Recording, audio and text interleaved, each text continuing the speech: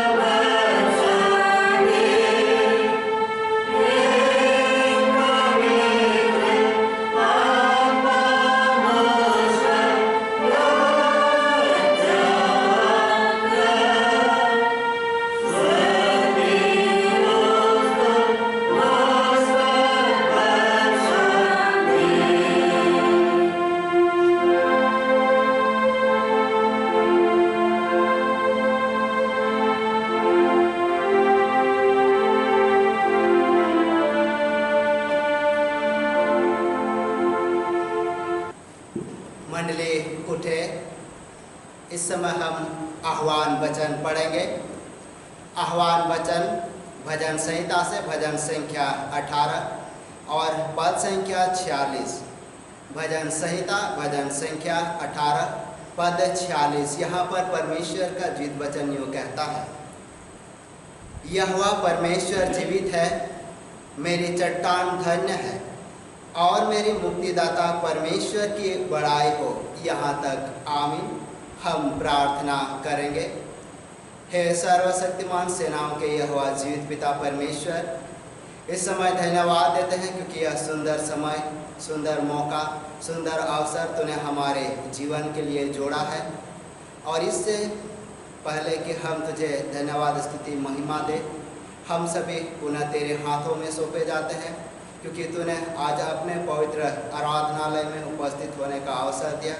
होने दे प्रभु जी, तेरी आराधना आत्मा और सच्चाई से करते हुए हम अपने आत्मिक जीवन में उन्नति को प्राप्त करते हुए तुझे हृदय से धन्यवाद दे सकें।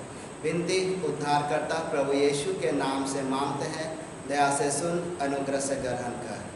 आमीन। मंडली बैठे। इस समय हम गीत गाएंगे साक्षी वाणी से। साक्षी वाणी गीत संख्या 178। साक्षी वाणी गीत संख्या 178। मैं प्रेम की गुण प्रशंसा करता जो यीशु ख्रिस्त में प्रकट है। Amen.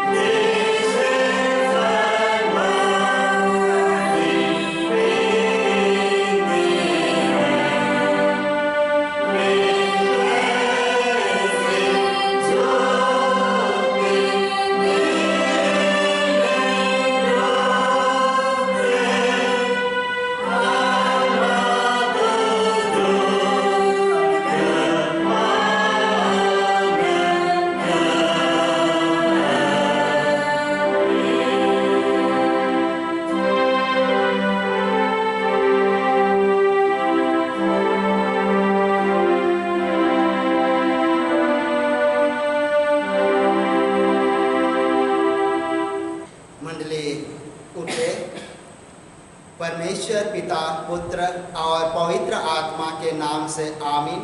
हमारी सहायता ईश्वर के नाम से जिसने स्वर्ग और पृथ्वी को सिरजा।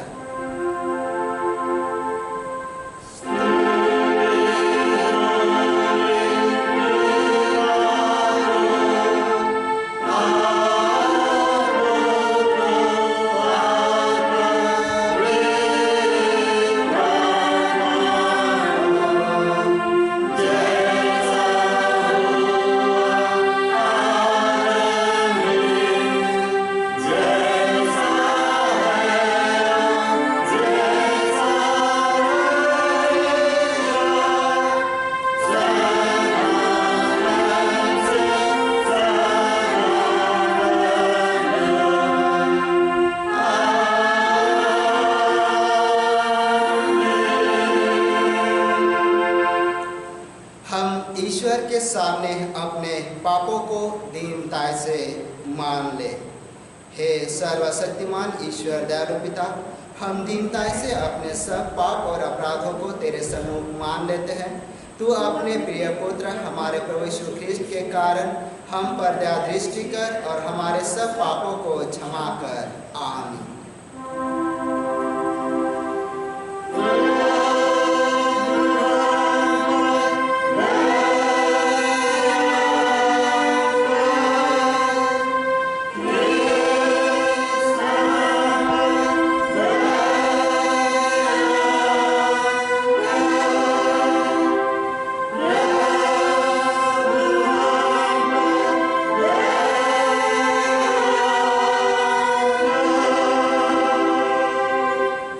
शांति वचन सुने। शांति वचन यूँ कहता है, प्रभु परमेश्वर यूँ कहता है, मेरे जीवन की सौगंध, मैं दुष्टों की मृत्यु से प्रसन्न नहीं, परंतु दुष्ट अपनी चाल से फिरे और जीवित रहे। यह Yehezkel 33:11। आमीन।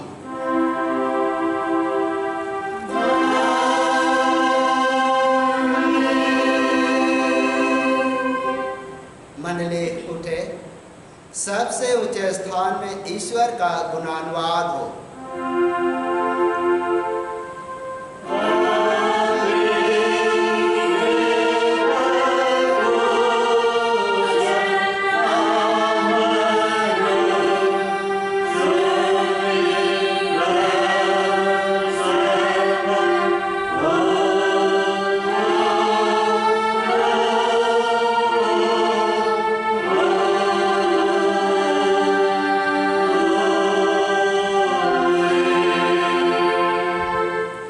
प्रभु आप सबों के संग होए।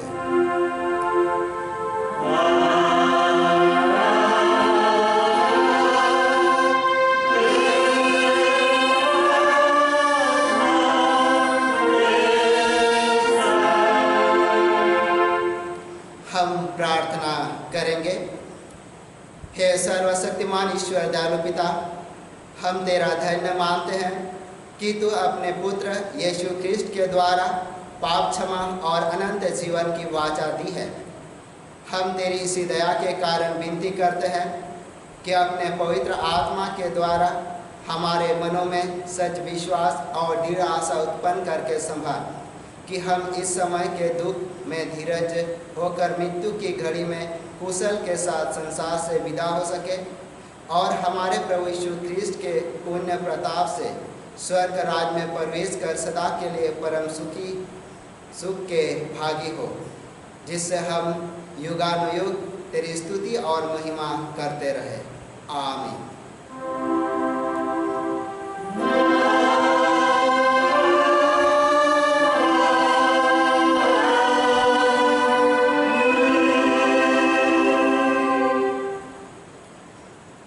इस समय पहला पाठ वचन पढ़ेंगे।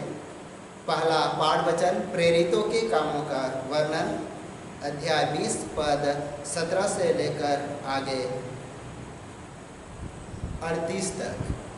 प्रेरितों के कामों के वर्णन, अध्याय संख्या 20 और पद संख्या 17 से लेकर आगे 38 तक। यहाँ पर परमेश्वर का जीवित वचन यूँ लिखा हुआ है। उसने मिलेतुस से इफिसुस में कहला भेजा और कलीसिया के प्राचीनों को बुलवाया। जब वे उसके पास आए तो उसने कहा, तुम जानते हो कि पहले ही दिन से जब मैं आसिया में पहुंचा, मैं हर समय तुम्हारे साथ किस प्रकार रहा, अर्थात बड़ी दीनता से और आंसू बहा बहा कर, और उन परीक्षाओं में जो यहूदियों के षड्यंत्र के कारण मुझ पर आ पड़ी, मैं प्रभु की सेवा करता ही रहा, और जो जो बातें तुम्हारे लाभ के लिए थी उनको बताने और लोगों के सामने और घर घर सिखाने से कभी ना झिझका, वरन यहूदियों और यूनानियों के सामने गवाह देता रहा कि परमेश्वर की ओर से मन फिराना और हमारे प्रभु यीशु मसीह पर विश्वास करना चाहिए। अब देखो, मैं आत्मा में बंधा हुआ यरूशलेम को जाता हूँ और नहीं जानता कि वहाँ मुझ पर क्या क्या बीतेगा। केवल यह कि पवित्र आत्मा हर नगर में गवाही दे देकर मुझसे कहता है कि बंधन और क्लेश तेरे लिए तैयार है, परंतु मैं अपने प्राण को कुछ नहीं समझता कि उसे प्रिय जानूं, वरन यह कि मैं अपनी दौड़ को और उस सेवा को पूरी करूं जो मैंने परमेश्वर के अनुग्रह के सुसमाचार पर गवाही देने के लिए प्रभु यीशु से पाई है।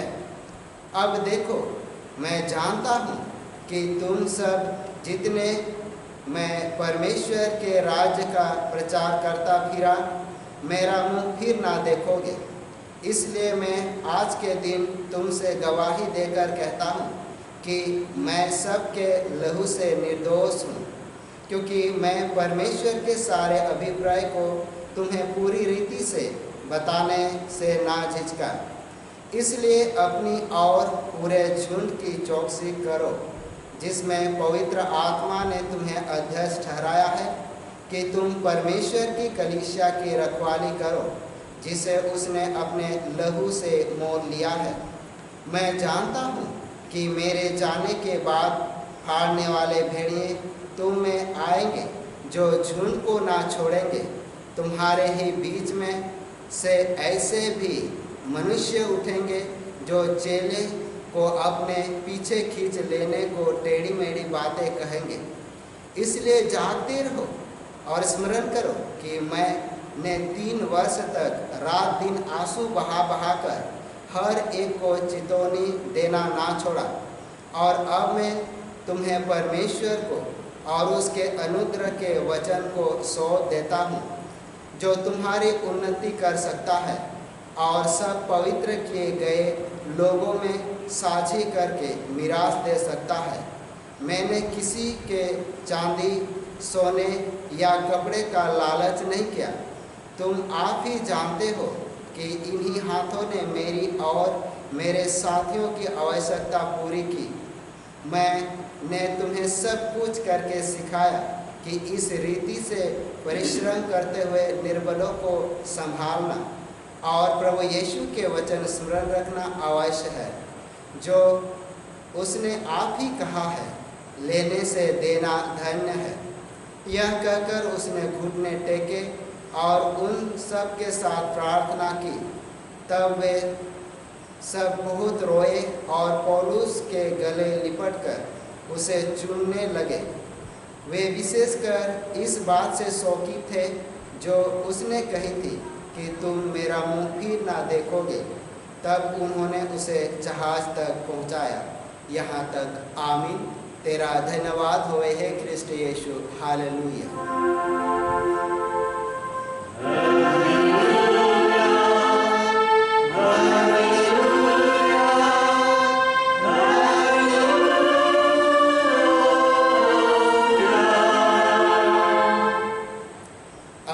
समस्त क्रिस्टियानी कलीसिया के संग मिलकर अपना महापवित्र विश्वास वचन मान लेकर यों कहे, मैं विश्वास करता हूँ परमेश्वर पिता पर, जो स्वर्ग और पृथ्वी का सर्वशक्तिमान सृजनहार है, और उसके इकलौते पुत्र अपने प्रभु यीशु ख्रीस्त पर, जो पवित्र आत्मा से गर्भ में आया, कुंवारी मरियम से उत्पन्न हुआ, पांतुस पिलातुस की आज्ञा से दुख उठाया, क्रूस पर चढ़ाया गया, मर गया और गाड़ा गया, पाताल में उतरा, तीसरे दिन मृतकों में से जी उठा, स्वर्ग पर चढ़ गया और परमेश्वर सर्वशक्तिमान पिता के दाहिने हाथ बैठा है, जहाँ से वह जीतों और मृतकों को विचार करने को फिर आएगा। मैं विश्वास करता हूँ पवित्र आत्मा पर, एक ही पवित्र ख्रिस्तानी कलीसिया, पवित्रों की संगत पर, पापों की क्षमा, देह के जी उठने और अनंत जीवन पर। आमीन।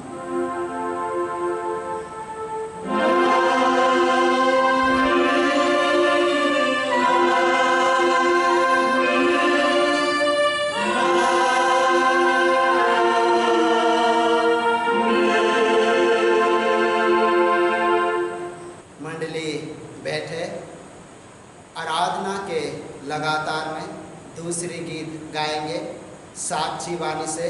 साक्षी वाणी गीत संख्या 247।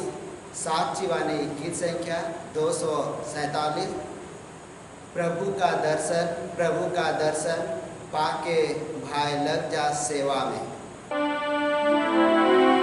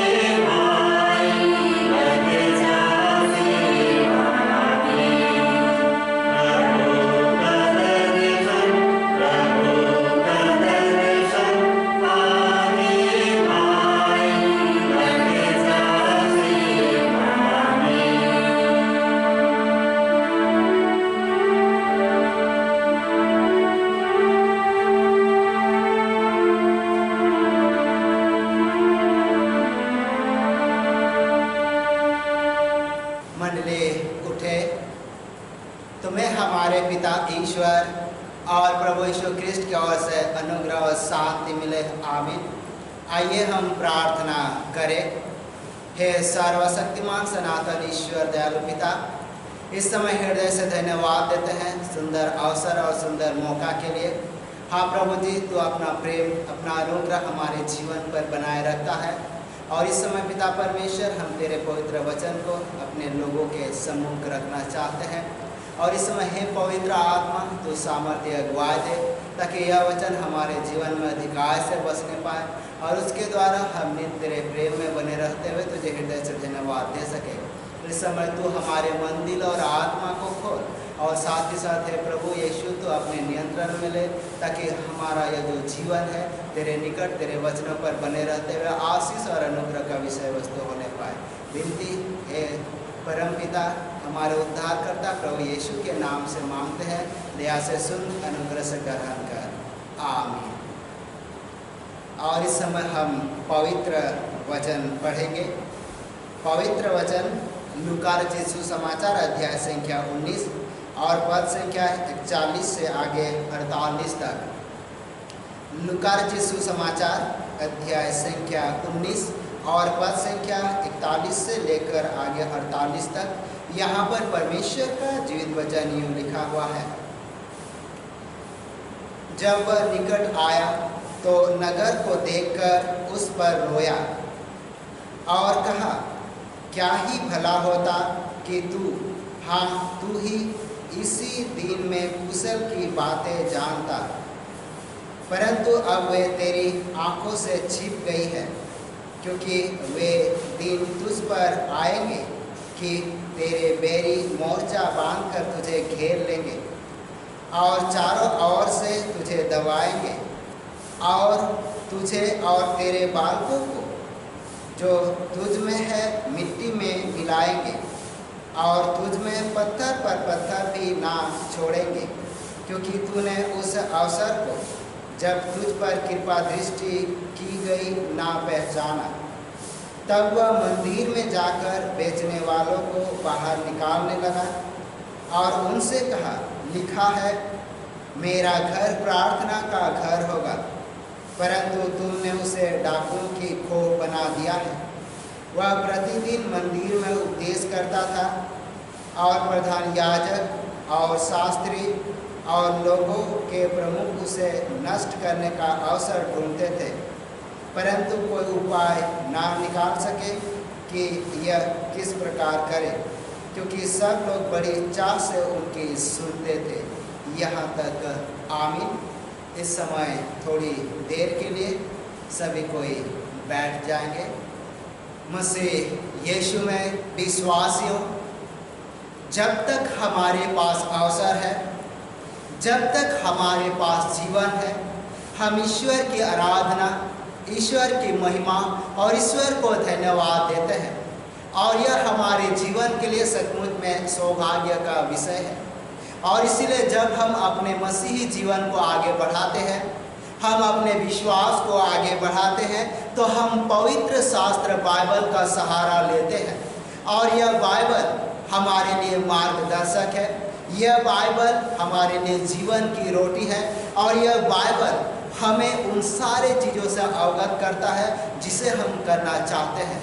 और इसीलिए आज हमारे विषय के लिए, हमारे जीवन के लिए और हमारे परिवार के लिए, हमारे मंडली के लिए, हमारे कलीसिया के लिए यह सुंदर समय है कि हम प्रभु के निकट हैं। जबकि सारा देश लॉकडाउन के इस महासंकट से गुजर रहा है, इस महामारी जो कोरोना वायरस है उसके संकट से गुजर रहा है, फिर भी हम ईश्वरीय आराधना, ईश्वरीय स्तुति हम प्रत्येक विश्राम वर्ग के दिन में ईश्वर के सम्मुख निकट उपस्थित होकर करते हैं। और आज सचमुच में हमारे जीवन के लिए जब पवित्र शास्त्र पढ़ते हैं तो ये अगुवाई का विषय वस्तु बन जाता है। और आज जब हम वचन में पढ़ेंगे, यहाँ पर यीशु के जीवन को देखते हैं और यीशु जब यरूशलेम में विजय प्रवेश करता है और जब वो बढ़ रहा है, उसी समय का ये वचन है। और ये वचन जब हम पढ़ेंगे, जहाँ वचन में लिखा हुआ है जब वह निकट आया तो नगर को देखकर उस पर रोया और कहा, क्या ही भला होता कि तू ही इसी दिन में कुशल की बातें जानता, परंतु अब वे तेरी आंखों से छिप गई है। और यह परमेश्वर का जीवित वचन है। मसीह यीशु में विश्वासियों, यहाँ पर जब हम देख रहे वचन में लिखा है यरूशलेम के लिए विलाप, यरूशलेम जो कि यहूदा की राजधानी के रूप में देखा जाता है। और ये एक ऐसा शहर था, ऐसा कस्बा था, या तो ऐसा नगर था जहाँ पर पूरी चहल पहल होती थी।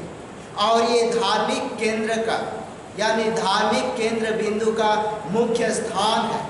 और इसलिए हर एक यहूदी विश्वासी वो अपने पवित्र यरूशलेम मंदिर में जाना चाहते थे। वो वहाँ पर जाते थे, वहाँ बलिदान चढ़ाते थे और वहाँ मंदिर का कर भी दिया करते थे। लेकिन यीशु जब यरूशलेम में आ रहा है और यीशु जब यरूशलेम के निकट पहुँचा तो वो जैतून पहाड़ के ढलान पर पहुँचा। और जैतून पहाड़ एक ऐसा पहाड़ है जब उसकी ढलान पर कोई होता है तो यरूशलेम का जो दृश्य, जो यरूशलेम का जो भव्य दृश्य है वो बहुत सुंदर तरीके से दिखाई देता है, क्योंकि जैतून पहाड़ ऊंचा है। और वहाँ से जब खड़े होकर कोई यरूशलेम की ओर देखता है तो एक भव्य दृश्य दिखाई देता है। और इसलिए पूरा यरूशलेम का जो दृश्य वो यीशु को दिखाई दिया। और जब उसने उसको देखा और देखने के बाद उसे तरस आया और वो मन ही मन रोया। और यहाँ इसीलिए वचन कहता कि उसने यरूशलेम नगर को देखकर रोया, यरूशलेम नगर को देखकर रोया। क्यों रोया? क्योंकि यीशु इसलिए रोया क्योंकि वहाँ के जो लोगों और वहाँ के जो याजक और वहाँ के जो मंदिर की स्थिति है उसको देखकर रोया। साथ ही साथ उन्होंने देखा, भविष्य की बातों को देखा, भविष्य में क्या होने वाला है उसको देखा, और जिसके कारण से उन्होंने रोया। यरूशलेम सचमुच में यहूदी लोगों का प्रमुख धार्मिक केंद्र रहा। और इसलिए यीशु भी यरूशलेम में जब आ रहा है और उसने उसके भविष्य को देखा, उसका जो राजनीतिक स्थिति और साथ ही साथ जो धार्मिक गिरावट है उनको देखा। और इसलिए इसके बाद वो जो यरूशलेम नगर बिल्कुल वैसे परिस्थिति में नहीं रहेगी जैसा आज यीशु ने देखा। और ये इसलिए वो रोया क्योंकि उनका जो धार्मिक स्थिति है वो काफ़ी तहस नहस हो चुका था। जो आत्मिक स्थिति है वो काफ़ी लो हो चुका था, डाउन हो चुका था। और इसीलिए इनको देखकर यीशु रोया। और इसलिए यहाँ पर यही वचन देखा जाता है। और इसलिए हम सोच सकते हैं कि राजनीतिक षड्यंत्र यहूदी धार्मिक अगुओं के जीवन में, साथ ही साथ यरूशलेम मंदिर के देखरेख करने वाले के जीवन में जो धार्मिक षड्यंत्र एक तरह से देखा जाए वो देखा जा रहा था। साथ ही साथ वे कुचक्र में फंसते हुए जा रहे थे, और जिसके कारण यीशु साफ तौर पर देखा कि इनका परिणाम है विनाश होगा। और जब सचमुच में जब वचन में आगे बढ़ेंगे और हम लोग ऐतिहासिक घटना को, यरूशलेम के ऐतिहासिक घटना को जब देखेंगे, जब यीशु ने अपने जिंदा रहते हुए ये बात कही, परंतु हम लोग 70 ईस्वी सन, लगभग 70 ईस्वी सन में देखते हैं कि यरूशलेम का विनाश होता है। यरूशलेम का विनाश हो जाता है और उसे तोड़ दिया जाता है, मंदिर को, और खंडहर में बदल जाता है। और इसलिए हम समझ सकते कि परिस्थिति कभी भी बदल सकती है।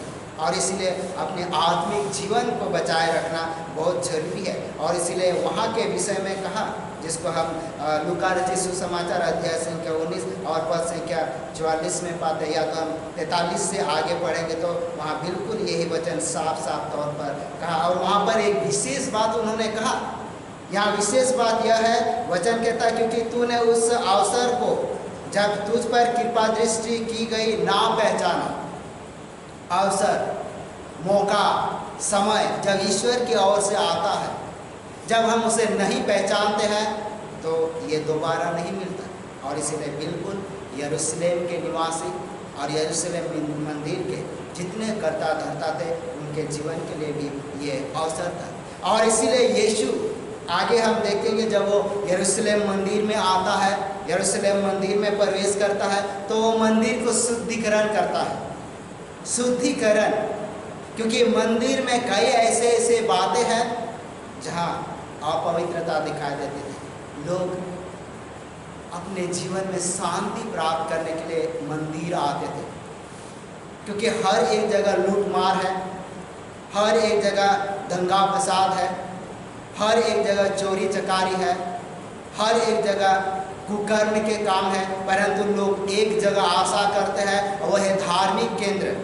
धार्मिक केंद्र पर आशा करते हैं कि उनको वहाँ शांति मिलेगी, उनको वहाँ ईश्वरीय आराधना का अनुभव होगा, वो अपने आप को परमेश्वर के निकट रख सकेंगे। परंतु उस जगह भी कुसंगति हो, उस जगह भी अत्याचार हो, उस जगह भी अन्याय हो तो कैसा लगेगा। और बिल्कुल यहाँ यरूशलेम मंदिर में वही परिस्थिति थी।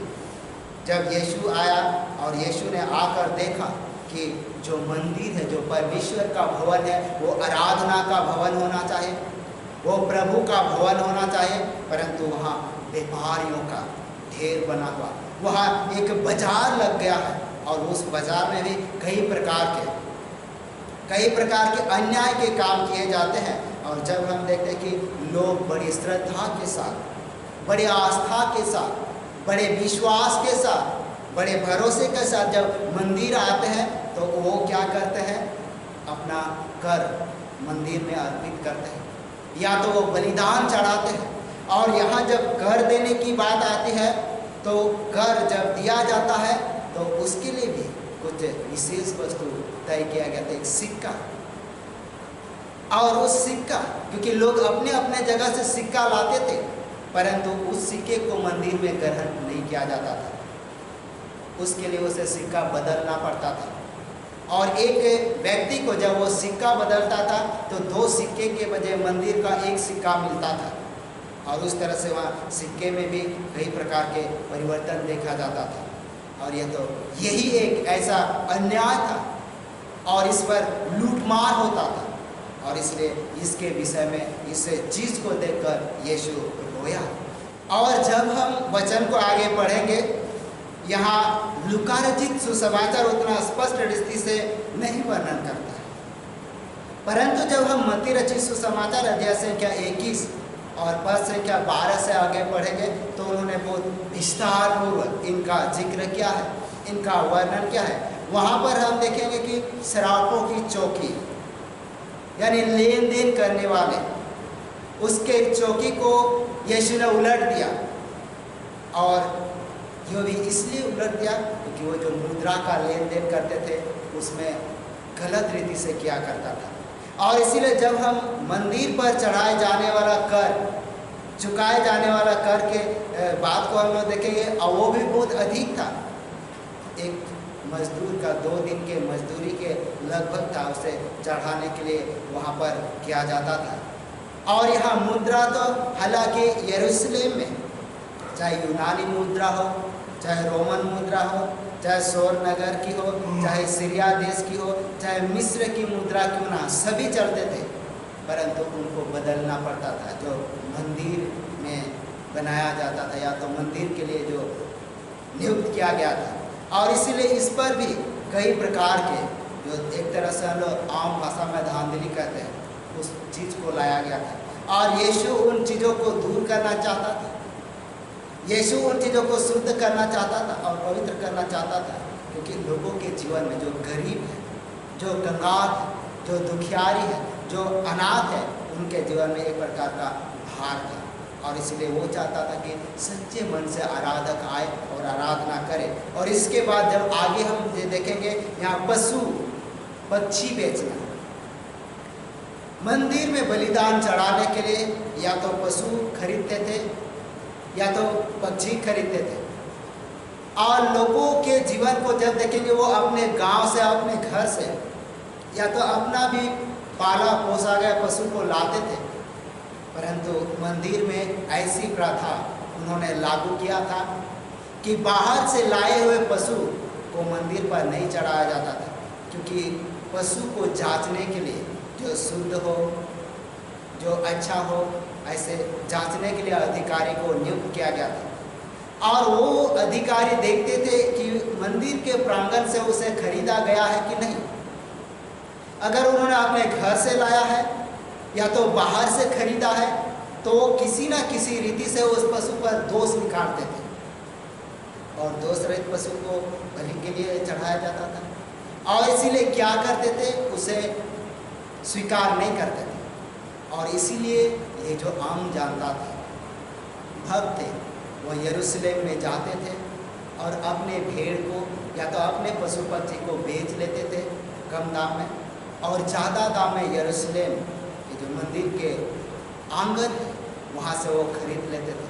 क्योंकि उस समय के हिसाब से जब हम पक्षी की बात करें, कबूतर की बात करें, मंदिर प्रांगण के बाहर 2 जोड़ा या तो 1 जोड़ा 1 रुपया या ₹1.25 में मिल जाता था। परंतु जब कोई मंदिर के प्रांगण के अंदर खरीदता था वो 15 रुपया से 20 रुपया में। तो आप समझ सकते हैं कि उस जमाने में कितना डिफरेंस रहा हो। ये केवल कबूतर ही नहीं, परंतु हम लोग भेड़ या मेमने की बातचीत करें, वहाँ भी बिल्कुल ऐसा ही था और ऐसे ऐसे करके शोषण होता था। ये धार्मिक शोषण था और इस शोषण से प्रभु यीशु बचाना चाहता था कि ऐसा ना हो। परंतु जब हम आगे वचन को पढ़ेंगे, वचन में पढ़ेंगे, और ये जो बाजार जो लगता था मंदिर में, वो हन्ना महायाजक का बाजार था। हन्ना महायाजक के नाम से, जो हन्ना महापुरोहित था, उसके नाम से यह बाजार लगता था और उसका था, उसका एकाधिकार था उस मार्केट पर। लेकिन यीशु वो चीज़ तोड़ना चाहता था। और जिसे अगर हम हन्ना के विषय में, हन्ना महापुरोहित के विषय में जब पढ़ेंगे तो यूहन्ना रचित सुसमाचार अध्याय संख्या 18 और पद संख्या 13 से आगे पढ़ेंगे तो इसके विषय में काफ़ी सारी जानकारी हमें मिल जाएगी। और ये एक ऐसा याजक था क्योंकि ये यीशु से घृणा करता था, क्योंकि यीशु से नहीं सकता था और ये यीशु पर क्रोध करता था, यीशु पर खार खाया हुआ था। इसीलिए जब बंधुआई के समय जब यीशु को पकड़ लिया जाता है तो ये बहुत आगे आगे था। और ये इसलिए था क्योंकि यहाँ पर देख ले कि यीशु इनके बाजार का एकाधिकार को नष्ट करने का प्रयास करता है, परंतु फिर भी हम देखते हैं कि ये आगे बना रहा।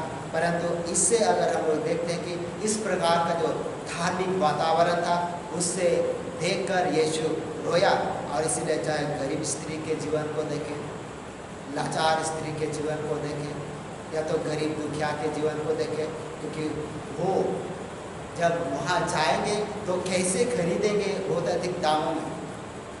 अगर लोग चाहते कि मेरे घर में कोई मेमना उसे लेकर बलिदान करे, परंतु उसको स्वीकार नहीं किया जाता था क्योंकि उस पर किसी न किसी रीति से दोष लगाया जाता था और उसे साइड कर दिया जाता था।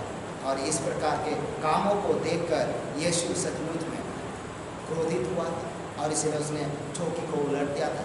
और इसलिए आज वो भी चाहता कि हम, जबकि आज हम लोग मंदिर की बातचीत करें, क्योंकि कुरिन्थियों के नाम पौलुस प्रेरित की पत्री में अगर हम लोग देखें, हम भी एक जीवित मंदिर हैं, तो हम भी साफ सुथरा रखें, हम भी परमेश्वर को जगह दें। ये आज के जीवन में देखेंगे मंदिर के जितने भी अधिकारी हैं, चाहे पुरोहित हो चाहे और ही क्यों ना हो, उसे चाहिए कि लोगों की भलाई करें। लोग पवित्रता से आते हैं, बड़े आशा और विश्वास से आते हैं और बड़े भक्ति के साथ आते हैं, तो निश्चय उसकी भक्ति होगी। और इसीलिए मैं चाहता हूं कि हर एक विश्वासी और प्रियजन, क्योंकि हम पवित्र मंदिर को पवित्र मंदिर के जैसे ही बनाए रखें, जहाँ पर ईश्वरीय आराधना, लोग यहाँ पर शांति पाने के लिए आए, लोग यहाँ पर अपने जीवन की भलाई के लिए आए।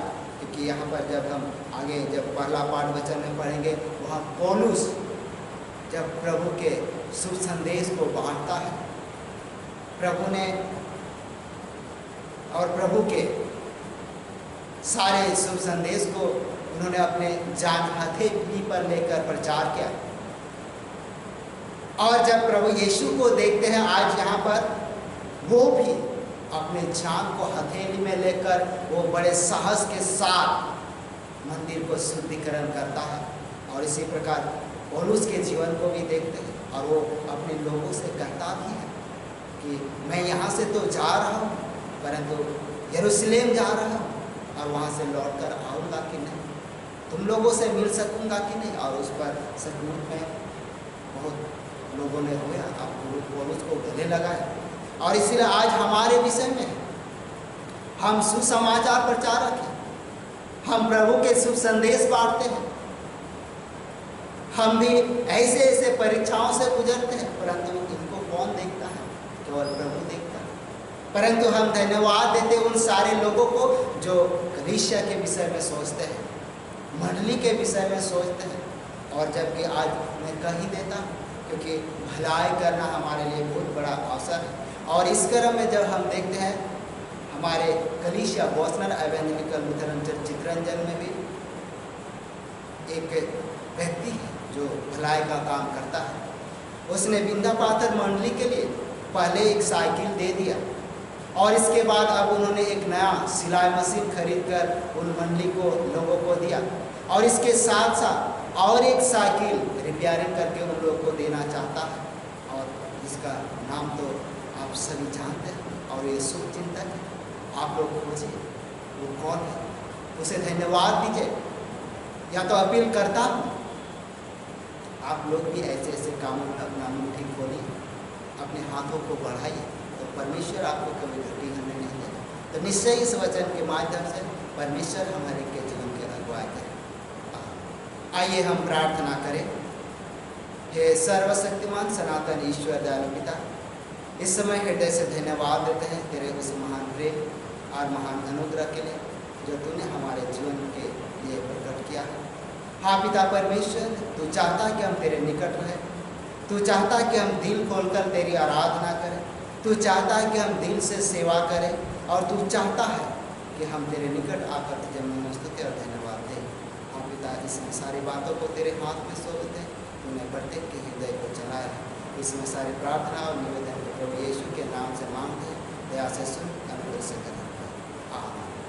और ईश्वर की शांति जो समस्त ज्ञान से ऊर्ध्व है, ख्रीष्ट यीशु प्रत्येक के हृदय और मन की रक्षा करें अब से सनातन में। आराधना के लगातार में तीसरे गीत गाएंगे साक्षी वाणी से। साक्षी वाणी गीत संख्या 336। साक्षी वाणी गीत संख्या 336। सेवा में हम निरंतर रहें और यूँ ख्रीष्ट के आदेशों को पूरा करें।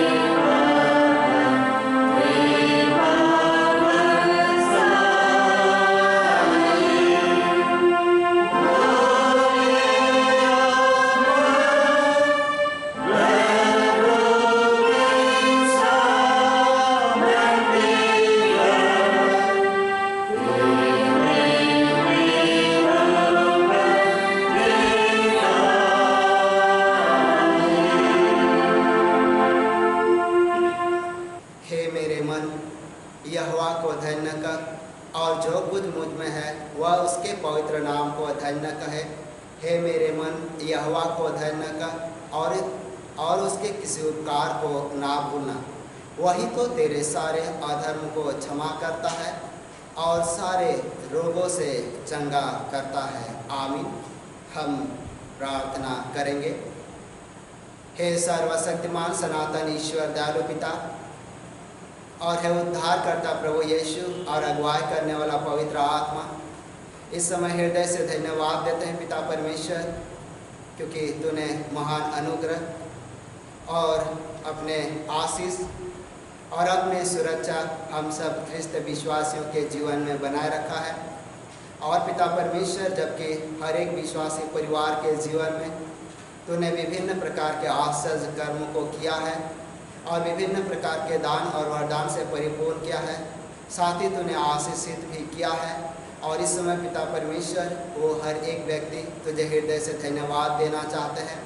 और इस समय प्रत्येक धन्यवाद अभिलाषी मन, हृदय और आत्मा को ग्रहण कर, ताकि पिता परमेश्वर वह दिन प्रतिदिन के जीवन में तुझे धन्यवाद देते हुए आगे बढ़ते हुए तुझे महिमा स्तुति और धन्यवाद देने पर।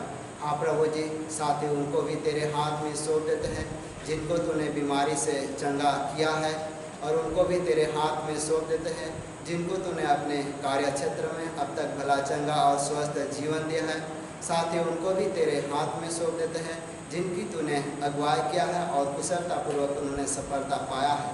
साथ ही साथ उनको भी जो नाम लेकर नहीं रखा जा रहा पिता, परंतु तूने गुप्त रूप से कई आशीष और वरदान से परिपूर्ण किया है, उन सभी को भी तेरे हाथ में सौंप देते हैं और वो तुझे इस समय धन्यवाद देना चाहते हैं।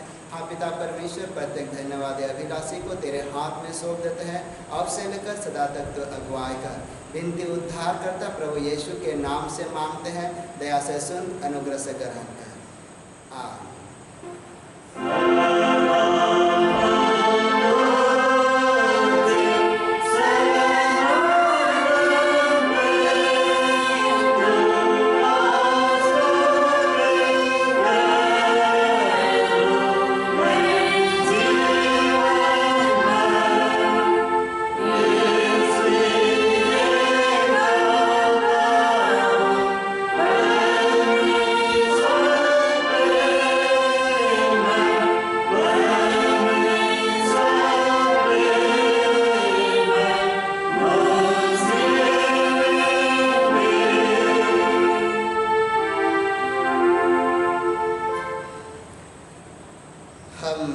प्रार्थना करेंगे।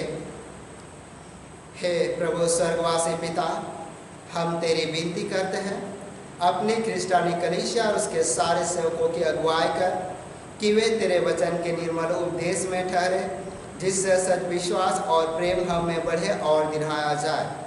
हे प्रभु, भारत रिपब्लिक के हमारे प्रेसिडेंट, इस प्रांत के गवर्नर, राज्य सभा और मंत्रिमंडलों, सब न्याय और हाकिमों और सब राज्य कर्मचारी को आशीष दे और उनके अगुवाई कर कि वे न्याय और धर्म से देश की सेवा करें और हम कुशल चैन से सारे भक्ति और गंभीरता से काल बिताए।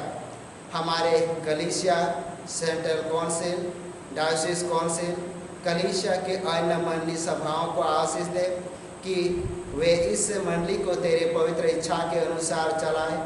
जगत की लुथरन कलीसिया और देश विदेश के हमारे सभी ख्रिस्त विश्वासी मित्रों को आशीष दे कि हम ख्रिस्तीय प्रेम और सहयोग में आगे बढ़े और जगत में तेरी साक्षी के लिए अधिक सामर्थ पाए। हमारे कलीसिया के सब कामों पर आशीष दे, लड़के लड़कियों की शिक्षा पर आशीष दे कि वे तेरे भय, प्रेम और भरोसा में बढ़ते जाए। कलीसिया के विद्यालयों, शिक्षण प्रशिक्षण महाविद्यालय और अन्य संस्थाओं को संभाल और उनकी बढ़ती दे और उनके द्वारा कलीसिया के लिए आत्मिक और लौकिक आशीष दे। खेती बाड़ी और हर एक काम उद्यम को सफल कर, जिससे हर कोई सुविवेक से तेरे आगे चले और अपनी जीविका आप ही पाए। अपनी कृपा से उन सबों पर दृष्टि कर जो कंगालपन, रोग और नाना प्रकार के सकेती और दुख में है, उनको शांति दे। और इसमें प्रार्थना है प्रभु जी, प्रार्थना के द्वारा हमारे मंडली के सभी प्रियजन, सभी परिवार, सभी भाई बहनों को तेरे पवित्र हाथ में सौंप देते हैं। हाँ पिता परमेश्वर, तूने प्रत्येक के जीवन पर अपना अनुग्रह और आशीष बनाए रखा है, जबकि इस समय कोरोना वायरस के इस महामारी के समय में सभी को तूने अपने पवित्र नियंत्रण और सुरक्षा में बनाए रखा है।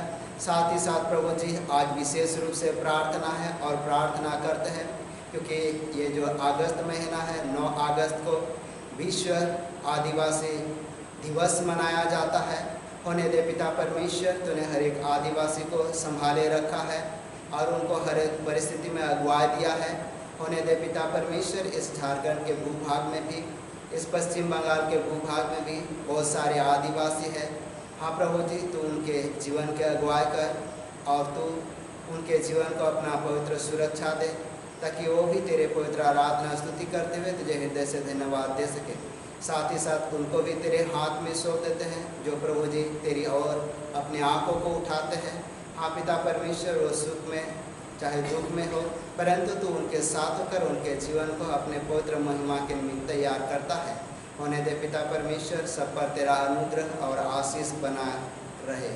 साथ ही प्रभु जी, हमारे कलीसिया के सब भाई बहनों की रक्षा कर जो दूसरे देश में चले गए हैं, कि वे सब परीक्षा और जोखिम में विश्वासी ठहरे।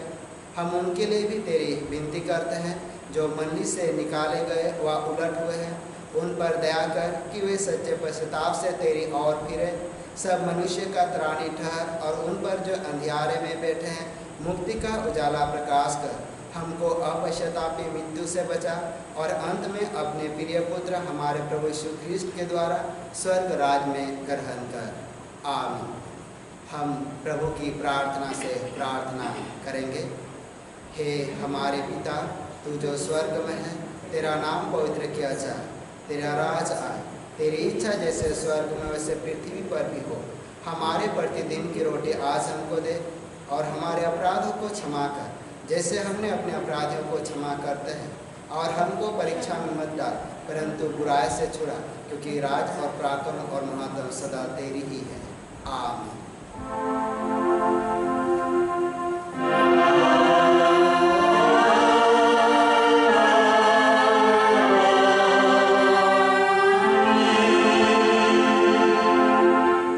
अब त्रिएक ईश्वर का आशीर्वाद विश्वासी और दिन मन से ग्रहण करें। परमेश्वर तुझे आशीष दे और तेरी रक्षा करे। परमेश्वर अपना मुख तुझ पर प्रकाश करे और तुझ पर अनुग्रह करे। परमेश्वर अपना मुख तुझ पर प्रकाश करे और तुझे कुशल देवे। आमीन।